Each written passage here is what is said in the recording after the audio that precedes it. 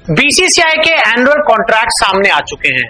उसके बाद आप सभी को, जितने भी हमारे भाई बंधु हैं, सबने कॉन्ट्रैक्ट के बारे में जानकारी दी, कॉन्ट्रैक्ट से जुड़ी हुई हर चीज बताई।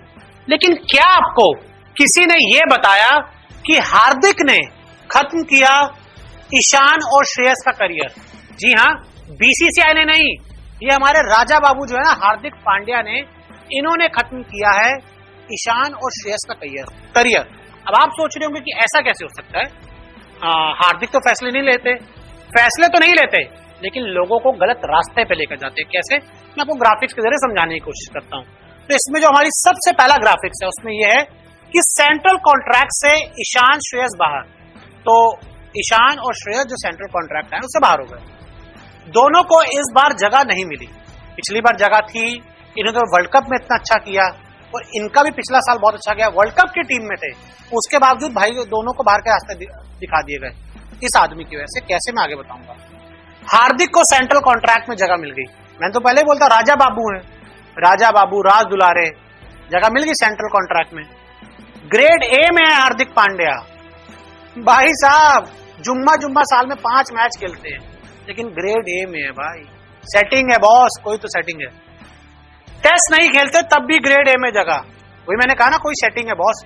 टेस्ट वेस्ट नहीं खेलते, टेस्ट तो बेकार फॉर्मेट है, नहीं खेलते, लेकिन तब भी ग्रेड ए में जगह मिली है। और ये अभी तक टेस्ट खेल रहे थे। अरे भाई, ये सीरीज खेल रहे थे इंडिया इंग्लैंड वाली, ये इंडिया अफ्रीका जो टेस्ट सीरीज थी उसका हिस्सा थे। ये भी तीनों फॉर्मेट में रहते हैं, वर्ल्ड कप में भी थे, T20 भी खेलते हैं, टेस्ट में भी थे, लेकिन ये आउट। राजा बाबू इन। ईशान किशन ने दक्षिण अफ्रीका दौरा छोड़ा। अब ये सारा कांड कहां से शुरू हुआ आपको समझाता हूं। ईशान भाई साहब ने सबसे पहले दक्षिण अफ्रीका दौरा छोड़ा। दौरा छोड़ते ही हार्दिक से संपर्क किया। इनके भैया जी हैं, ईशान के भैया जी हैं हार्दिक।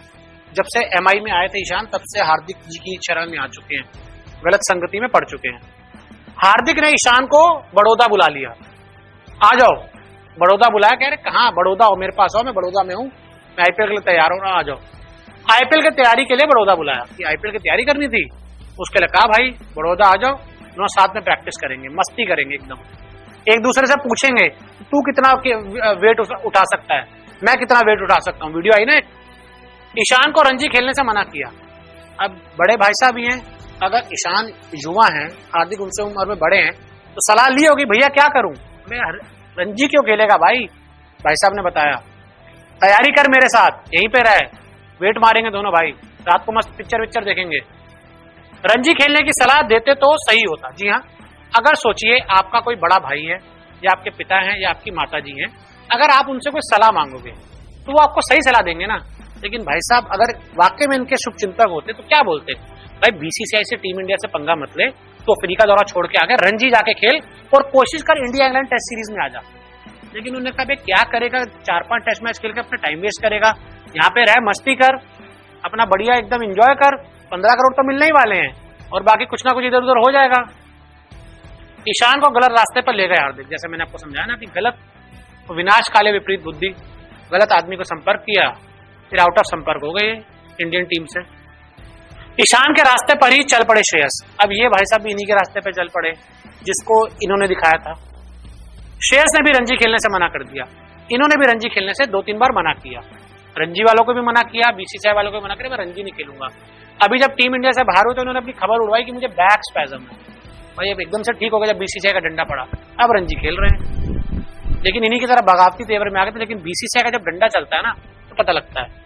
बीसीसीआई ने श्रेयस पर भी सख्त रुख अपनाया, जैसे मैंने आपको बताया, कॉन्ट्रैक्ट से इनको भी बाहर कर दिया गया। और उसके बाद इनको भी अकल आ गई कि भाई मैं तो रणजी खेल लेता हूं। अब ये बेचारे इसलिए रणजी खेल पा रहे हैं, मतलब बेचारे तो ये इसलिए रणजी खेल पा रहे हैं तो इनकी टीम ने क्वालिफाई कर दिया। और ये राजा बाबू अपना बड़ौदा में प्रैक्टिस कर रहे थे। भाई जाते, झारखंडी इनकी टीम है ना, तो उसके लिए अच्छा खेलते, दम दिखाते, टीम को सेमीफाइनल, फाइनल में लेके जाते, बड़े खिलाड़ी बनते। लेकिन वो खुद खेलते नहीं, इनको खेलने दिया नहीं।